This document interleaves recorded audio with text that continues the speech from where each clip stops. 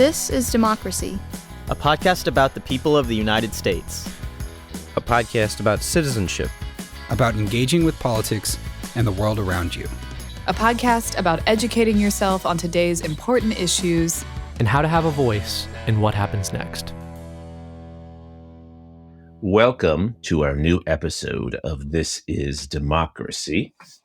Today, we are doing part 2 of our discussion of Civil War by Other Means, my recent book on the legacies of the Civil War for our politics and society today.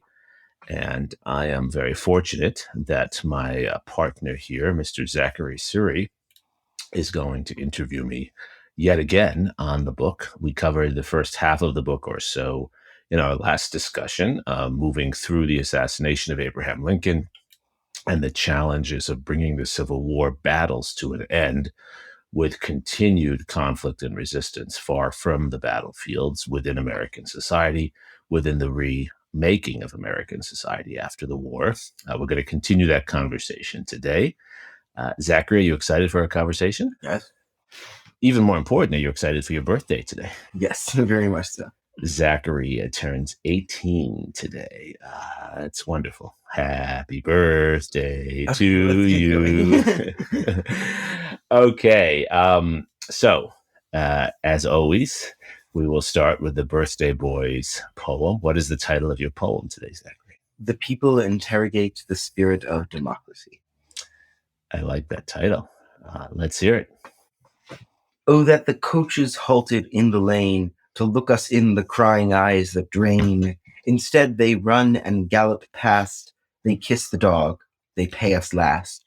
Oh, that at dusk we saw the ancient stars and heard the loon which calls us from afar.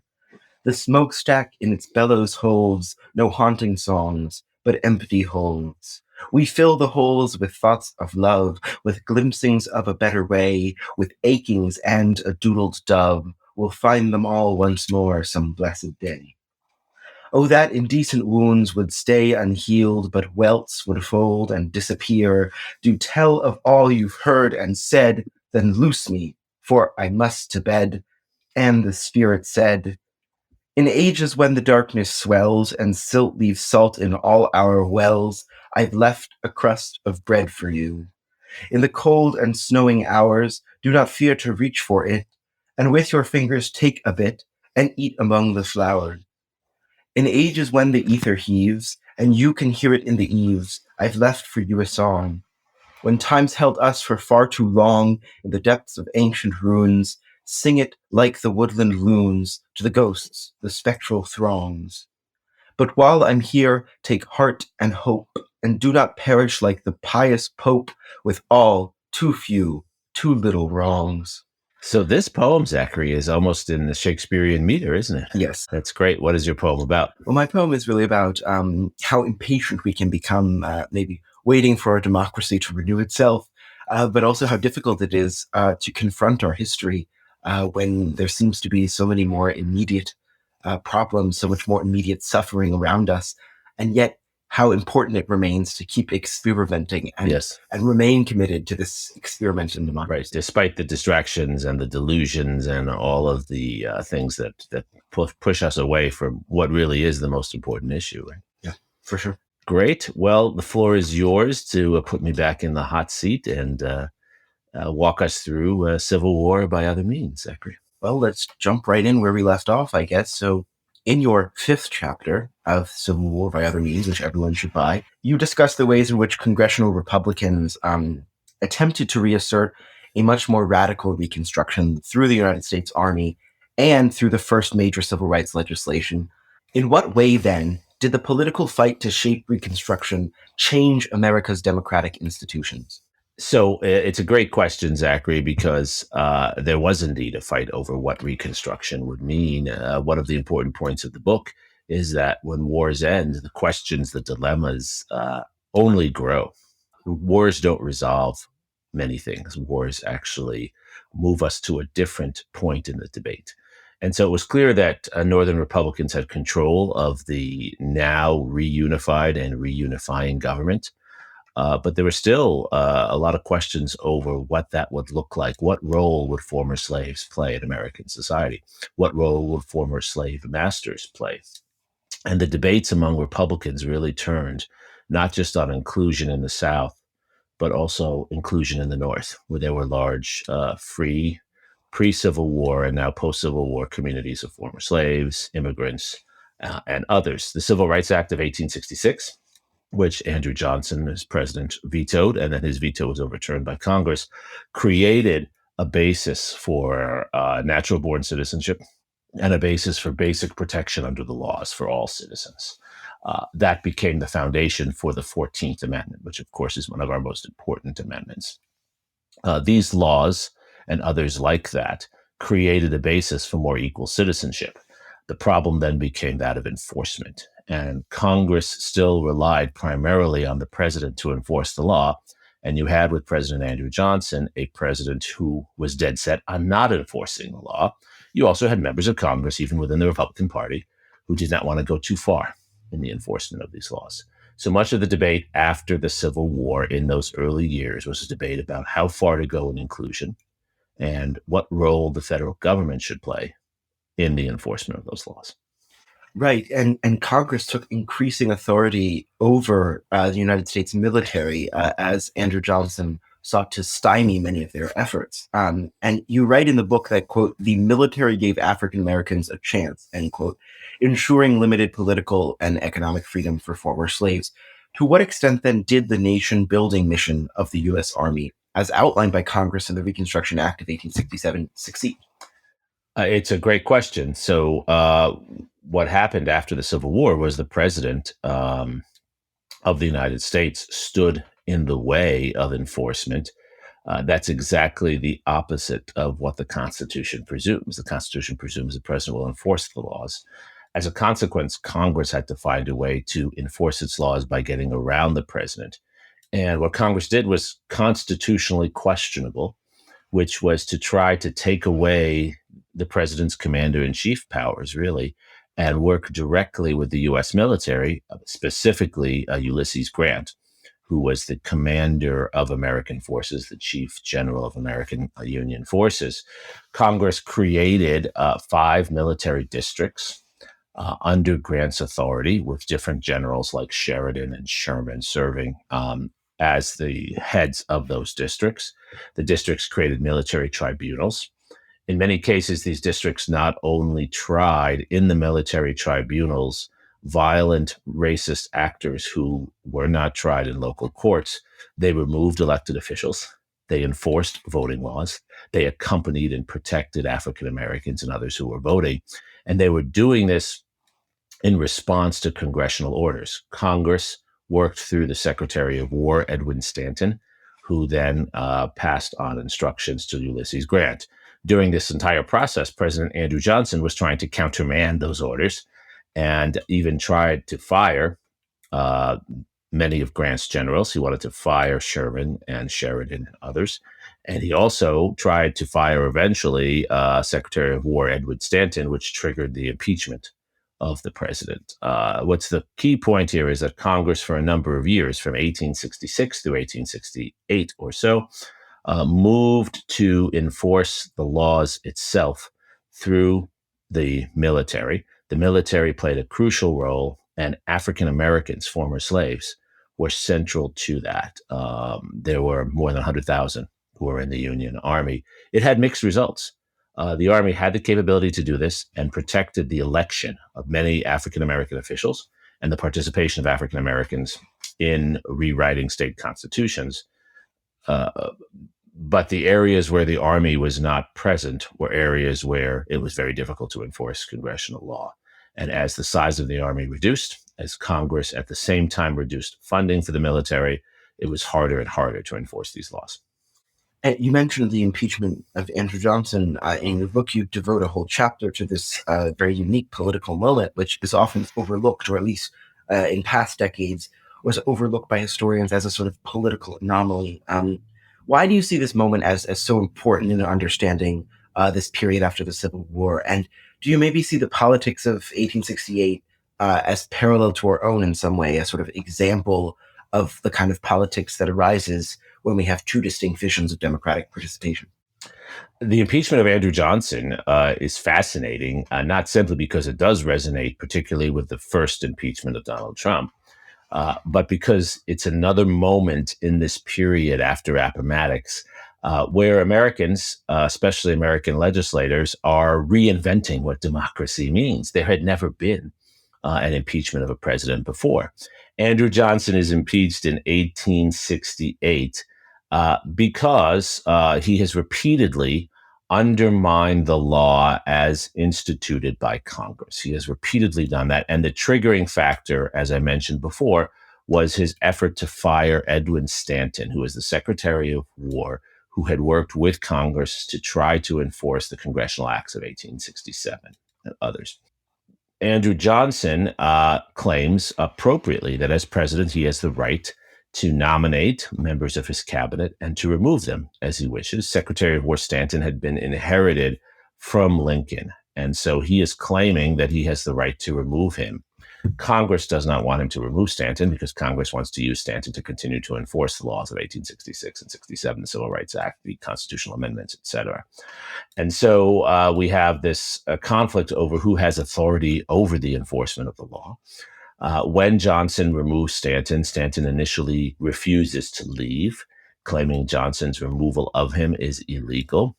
And Charles Sumner and other members of the Senate and the House push for impeachment. The House does indeed impeach Andrew Johnson overwhelmingly, which is to say they vote to create a trial for him in the Senate, which had never occurred before. I have a drawing of this in the book. It's fascinating. It is the first time that members of the House, as the managers of the impeachment, as the prosecutors in essence, are in the Senate making their case. The Senate votes by one vote short of 2/3 to convict Andrew Johnson. It is a fascinating debate. Many senators want to remove Johnson, but many senators at the same time don't want the president pro tempore of the Senate, Benjamin Wade, who's a radical Republican, to become president because he's more radical than many of the other Republicans. And senators, even very stalwart Republicans, are concerned about removing a president and violating what they believe is the will of the people who elected the Lincoln-Johnson ticket in 1864. And so there are counter pressures against the conviction of the president. In the end, Johnson is not convicted because at the last minute, he is able to bribe, it is a bribe that saves his presidency, bribe Senator Edmund Ross, who is from Kansas, who would have been the deciding vote. He would have taken the numbers above to 2/3 for the conviction of the president. But he's bribed when the president offers him the custom seat in New Orleans for one of his closest supporters and funders. The custom seat in New Orleans, like the custom seat in New York that Chester Arthur holds, is a source of great graft and corruption, as you can take bribes for traders and others coming through New Orleans. This is all documented in my book. Johnson's presidency, therefore, is saved, and he remains president through the end of 1868, the beginning of 1869, because there is one vote short of the 2/3 necessary to convict him. Quick point on this. I think this is evidence that our impeachment and conviction system does not work. No one, I think, would want presidents being removed willy-nilly by Congress. But in the case of Andrew Johnson, we have a president who has clearly violated his congressional duty to enforce the law, is actually hindering the law as passed by Congress and committing various other crimes. It seems to me there should be a method for removal, and the conviction and impeachment method clearly doesn't work. We've had now in our country 5 impeachments, and none of them have really even come close to removing a president. You talk in your book about the many ways that Johnson used the increased executive authority that Lincoln asserted during the war, the sort of war powers that Lincoln took on, often without congressional or constitutional backing. You describe how Johnson used those same powers to stymie Reconstruction and Lincoln's vision of how this would go. Does the fact that our political institutions, and the presidency chief among them, serve as both protectors of and hindrances to democracy maybe speak to something fundamentally broken in our institutions, perhaps the inability to maintain political stability and guarantee the democratic rights of all citizens at the same time? I think it's a fundamental question. It's one I also asked in my prior book, The Impossible Presidency. The founders presumed that the president would be a unifying figure. They presumed the president would enforce the law, that the president would see that as his duty. And the founders assumed that the president's powers would be pretty minimal, actually, that a lot of the enforcement would happen at the state level. And so that's an argument for a weaker presidency. As the presidency has grown stronger through the Civil War in particular, which creates this monumentally strong president that Lincoln is operating as, and Johnson inherits, as you said so well in your question, Zachary. But thereafter, as the presidency grows in many other ways, as the executive branch grows and as an administrative agency or a set of administrative agencies, presidents are in a position not really just to enforce the law. They're now in a position to reshape the law, and they're in a position to distort it, and in some cases to stymie the law. And there were, of course, controversies between Andrew Jackson and Congress in the 1830s. But Jackson was pretty much standing in the way of Congress passing things. He was using his veto pen and using his influence in Congress for those reasons. In general, the laws were enforced. What the Johnson presidency shows is that there is a very anti-democratic element of presidential power. And that anti-democratic element can destabilize our democracy. It certainly did during Andrew Johnson's presidency. And what about President Grant, who was elected in 1868 and became president in 1869 as Johnson, never elected president, left the office? And you write in your book that, quote, although the Republican Party won the military battles of the Civil War, the fight over the meaning of America continued. How did President Grant, who we often see as a sort of naive political outsider, and then certainly one who presided over a very infamously corrupt administration, how did he seek to combat this white supremacism in the South? And also, should we understand his efforts as a sort of counter to the Confederate narrative, which eventually, arguably, won, quote, the fight over the meaning of America? So let me start where your excellent question ended, Zachary. The narrative of Grant that I learned when I was in high school, and that many learned until about 10 years ago, was that he was bumbling, corrupt, incompetent, and drunk. And that was a narrative written by Southerners, not by Northerners. It played to certain also Northern prejudices about this man. But the truth is, and I show this in the book in great detail, and it's really a new interpretation that various historians have been working on, and not just me, for the last decade or more. Grant actually does a lot of things right after the Civil War. First of all, he has a change in perspective. It's very rare that you find someone who's deep within his career, in some ways near the end of his career, who has a fundamental change of views. Most people don't change their mind that way. We see this in his papers. Grant went into the Civil War believing a lot of the racist rhetoric about African Americans and about immigrants and others. He comes out of the war transformed in his view of African Americans because he has seen their valiant, courageous service during the war. Again, more than 100,000 former slaves and other African Americans serving in the Union Army and serving with great courage through the war and thereafter. And Grant, when he becomes president, he is elected in probably one of the fairest and most widely participatory elections in American history for another half century, at least, the election of 1868. So he has a large African American constituency. African Americans who can and do vote in the South, they vote overwhelmingly for the Republican Party and for Ulysses Grant. He's one of their heroes. Grant tries to use his presidency to enforce the laws. He does a number of things that have enduring consequence. He creates the Justice Department. There was no Justice Department before Grant's presidency. We had an Attorney General, but no Justice Department. He creates the Justice Department to enforce the law in the South. He doesn't have an FBI yet. There's no federal police as such, but he tries to use the military and the Justice Department for that purpose. He encourages Congress to pass acts that are directed at the prosecution and prevention of violence against African Americans and others in the South. This is the 1871 Ku Klux Klan Act, which has legislation that's still in the books today. The Ku Klux Klan Act and other efforts by the president undermine and in some ways break the back of these various paramilitary militias in the South that are attacking African Americans and others. Grant also tries to create funding mechanisms for the creation of safe, prosperous African American communities and others throughout the country. He fails in many of the things he tries. He succeeds, certainly, in creating a Justice Department. He succeeds in breaking the back of the Ku Klux Klan initially, but he doesn't convince his own party of the long-term commitment that is needed in the South to enforce the law and to build institutions for all citizens in the South. He doesn't convince them in part because many Northern Republicans want to invest their money and resources in the West where there's more money to be made. They're fed up with the South. They want to move on. It's a common phenomenon in American history. We win a war and we want to just move on and not deal with all the work that's required at the end of the war. But also, it should be said, Grant is not a great politician. Grant is not someone like a Lyndon Johnson who's good at manipulating, encouraging, persuading, and coercing people within his own party. So even though he has full control of Congress, in many ways, he's fighting against his own party throughout most of his presidency. That's not a moral failing.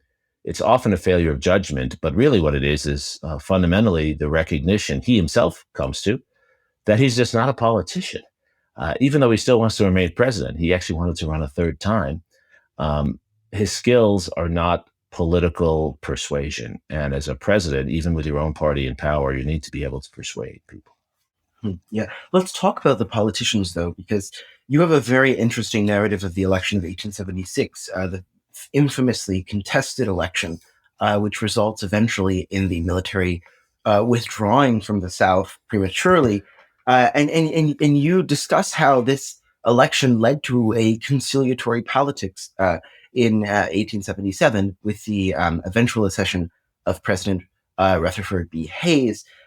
Is this, as you call it, caretaker politics to blame for the failure of Reconstruction? Is this sort of the point of no return where it all goes south? I think, Zachary, in some ways, our election system is to blame for the failure of Reconstruction, not entirely, but in part. To this day, we don't know who won the 1876 election. We never will, because our election system through the Electoral College is so messed up. And it's so evident in 1876. Samuel Tilden, the governor of New York, who's a Democrat, running for president against Rutherford B. Hayes, very highly regarded, beloved governor of Ohio.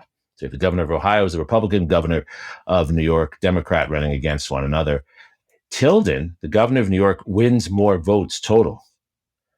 But through the Electoral College, it looks like Hayes might be close enough to have one more electoral vote. As everyone knows, the Electoral College is a winner-take-all system. So you can be close in a lot of states, have a lot of votes, and get 0 electoral votes. And you can win a lot of states by small margins and get all those electoral votes.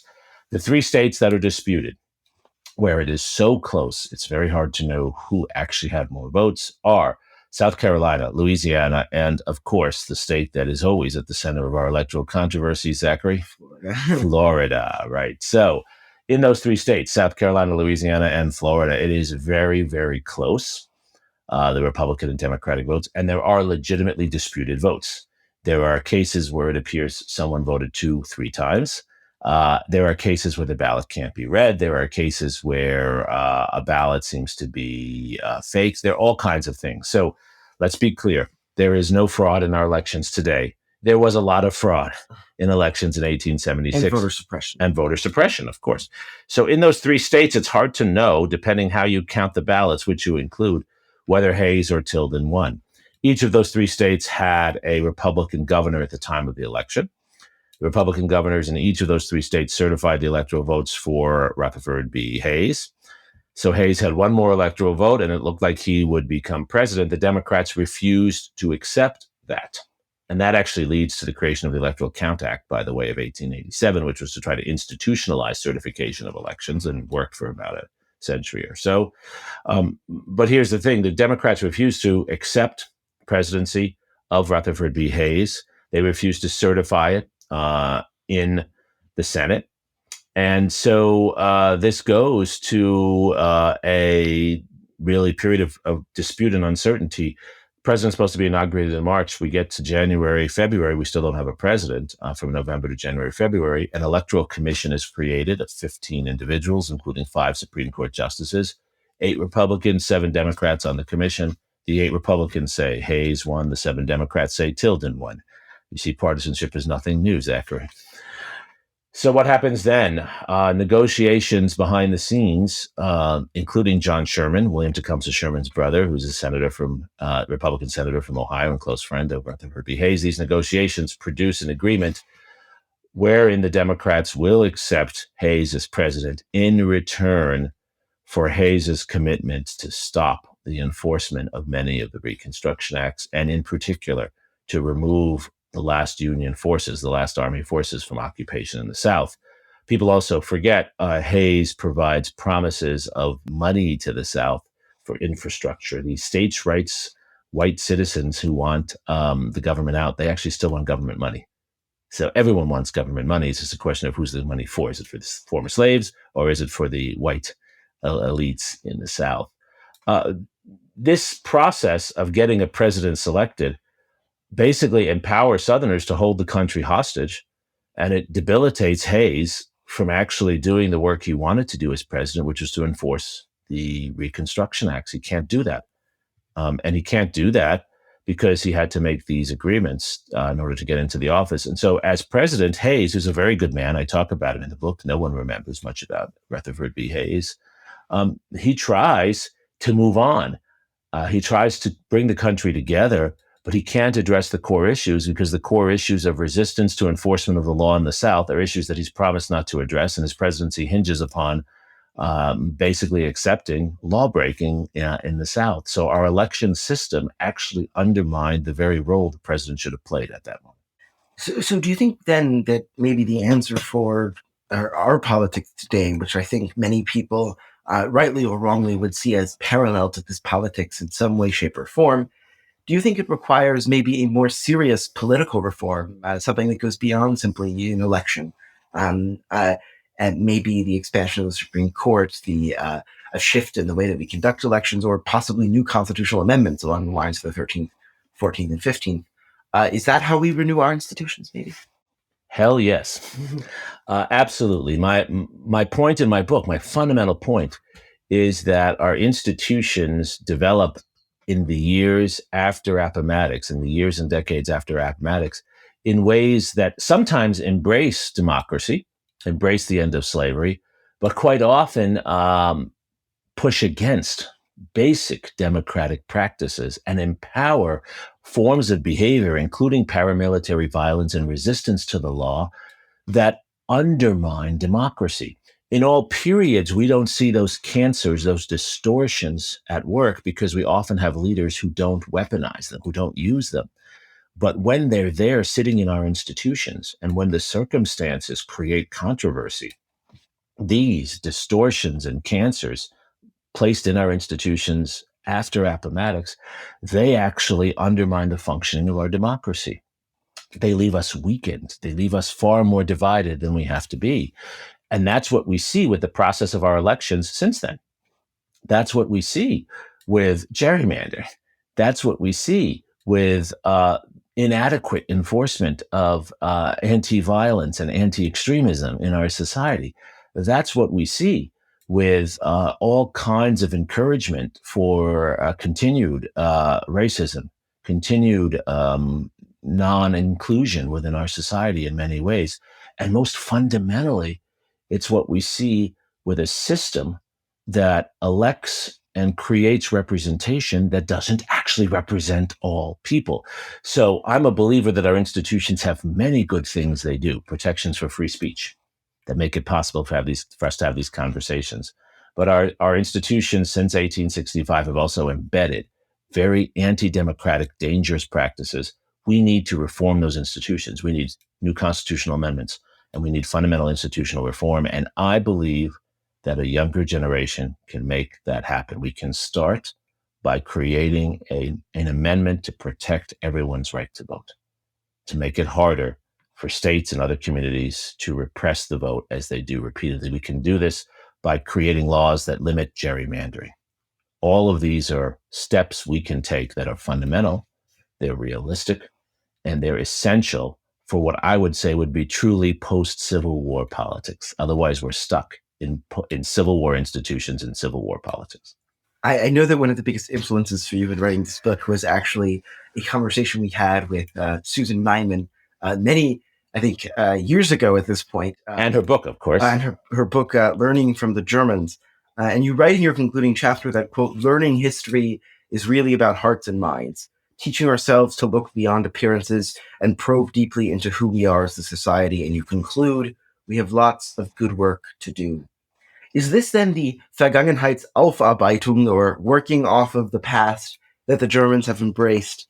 What role should history play then in this transformation? Jawohl, great question, Zachary. And notice how I brought together Susan Neiman and John Lewis with the good work and good trouble we have to make two people who both of us revere. Of course, German society since World War II, and particularly since the 1960s, has struggled to deal with the legacy of the Holocaust.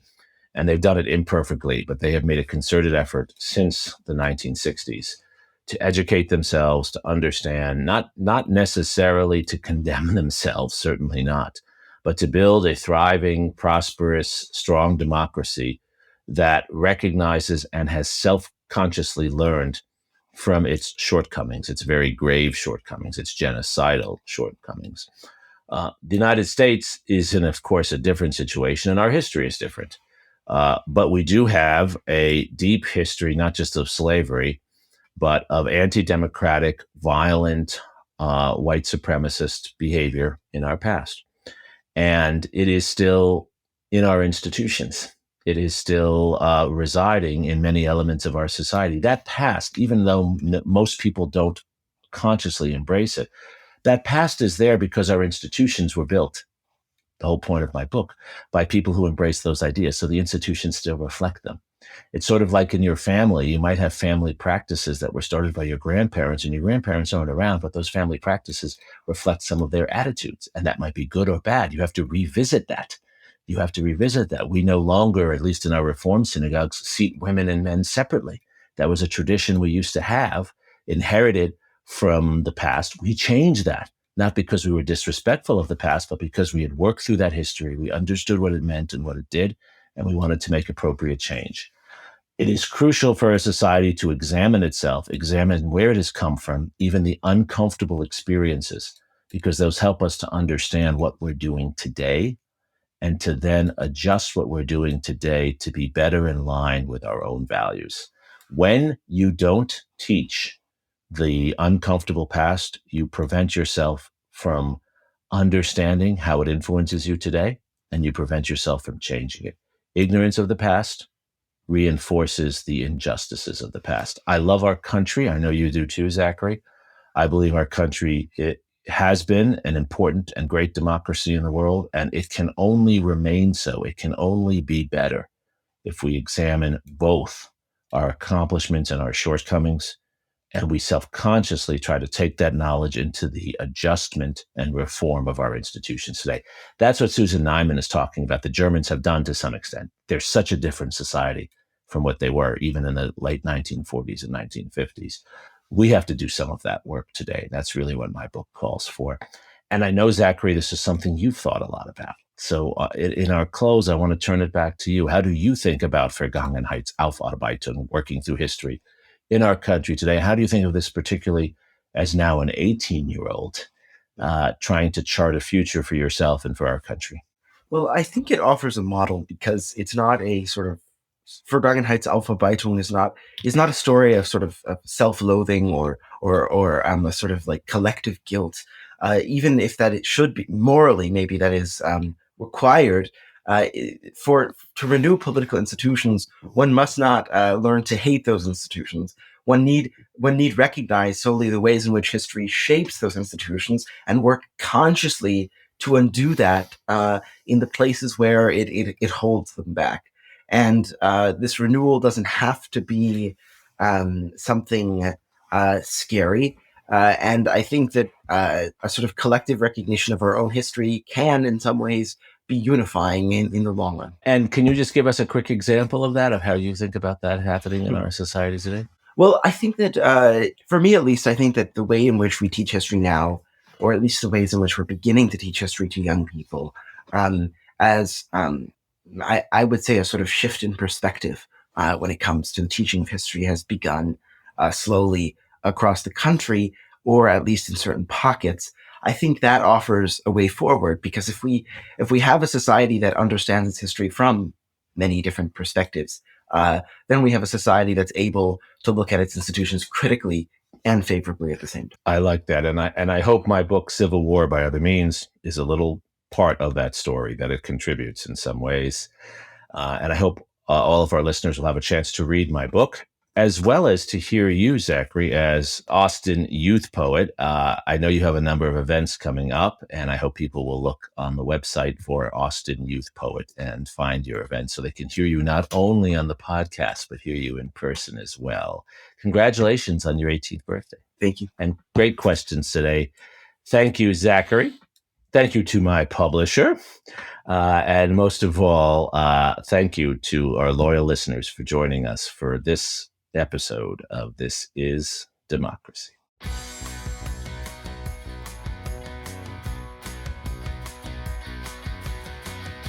This podcast is produced by the Liberal Arts ITS Development Studio and the College of Liberal Arts at the University of Texas at Austin.